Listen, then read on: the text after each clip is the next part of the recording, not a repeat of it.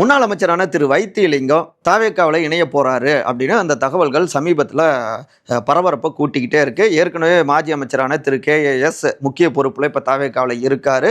அவர் எல்லார்கிட்டையும் பேசிட்டு இருக்காரு அப்படின்னு சொல்றாங்க.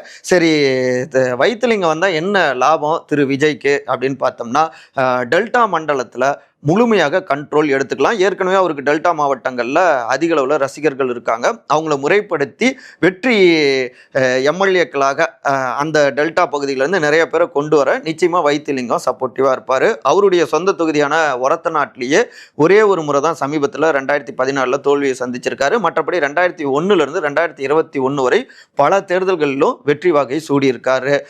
அப்புறம் டெல்டா மாவட்டங்களில் திமுக இன்னைக்கு வலுவாக இருக்காங்க. முதலமைச்சர் நானும் டெல்டாக்காரன் அப்படின்னு தெரிவிச்சிட்டு இருக்காரு. அந்த இடத்துல அவருக்கு நிச்சயமாக வைத்திலிங்கம் டஃப் ஃபைட் கொடுப்பாரு. அப்புறம் இதே போல ஒவ்வொரு மண்டலத்திலும் இருக்கக்கூடிய முக்கியமான மாஜிக்கில் தாவேக்கா பக்கம் கொண்டு வந்தா ஒட்டுமொத்தமான தமிழ்நாட்டிலையும் தாவேக்காவை வலுப்படுத்திடலாம் அப்படிங்கிறதும் திரு விஜய் அவர் நம்புகின்ற லாபக்கணக்கா இருக்குங்கிறாங்க முக்கிய நிர்வாகிகள். சேருவாரா மாட்டாரா அப்படிங்கிறத பொறுத்திருந்து பார்ப்போம்.